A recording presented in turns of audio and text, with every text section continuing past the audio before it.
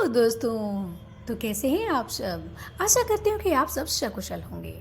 दोस्तों, मेरे पिछले वीडियो में आप सभी ने जाना कि क्या है अद्वैतवाद सिद्धांत। तो आज हम उससे आगे बढ़ेंगे और द्वैत और द्वैताद्वैत सिद्धांत के बारे में जानेंगे। दोस्तों, द्वैत शब्द का शाब्दिक अर्थ है दो, अर्थात दो भिन्न भिन्न रूप या फिर दो स्थितियाँ। द्वैतवाद सिद्धांत में हर जीवधारी में अलग अलग जीवात्मा विद्यमान रहती है। एक को दूसरे से पूर्णतः भिन्न माना जाता है।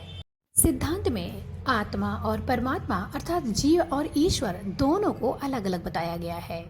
इसमें भक्ति भाव अर्थात सगुण भक्ति की महत्व दी गई है। यहाँ ईश्वर को महान बताया गया है और ईश्वर की आराधना करने वाला भक्त ईश्वर का सेवक मात्र है। इसमें प्रार्थना करने वाले और प्रार्थना सुनने वाले दोनों में अंतर बताया गया है। आचार्य रामाचार्य ने न्यायमृत की टीका तरंगड़ी पुस्तक को लिखा, जो कि अद्वैतवाद का खंडन करती है। द्वैतवाद सिद्धांत में आत्मा और परमात्मा दो अलग अलग चीजें हैं। जीव कुछ भी कर ले लेकिन वह परमात्मा नहीं बन सकता। ये जन्म मरण के बंधन से भी चाहे मुक्त क्यों ना हो जाए, लेकिन वह ईश्वरीय तत्व नहीं प्राप्त कर सकता। किसी वही अवस्था को प्राप्त कर ले लेकिन वह ब्रह्म नहीं बन सकता। इसीलिए इन दोनों में बहुत अंतर बताया गया है। मध्वाचार्य जी तत्ववाद के प्रवर्तक थे, जो आगे चलकर पूर्ण प्रज्ञ और आनंद तीर्थ के नाम से भी विख्यात हुए।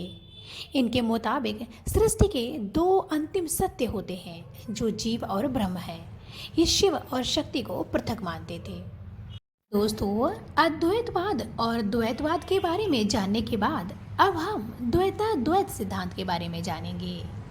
इस सिद्धांत का प्रतिपादन आचार्य निम्बार्काचार्य जी के द्वारा दिया गया। इस संप्रदाय के लोगों का मानना है कि श्री निम्बार्काचार्य जी का जन्म 3096 ईसा पूर्व में महाराष्ट्र में हुआ था और वे सुदर्शन चक्र के अवतार माने जाते थे। आचार्य जी ने ईश्वर, जीव और जगत सभी के मध्य में भेदाभेद सिद्ध करते हुए द्वैत और अद्वैत दोनों ही सिद्धांतों की समान प्रतिष्ठा की है। इन्होंने ब्रह्म ज्ञान का एकमात्र कारण शास्त्रों को बताया है। आचार्य जी ने सभी धर्मों का मूल वेद शास्त्रों को बताया है और वेदों के बिना या विपरीत शास्त्रों को अमान्य बताया है।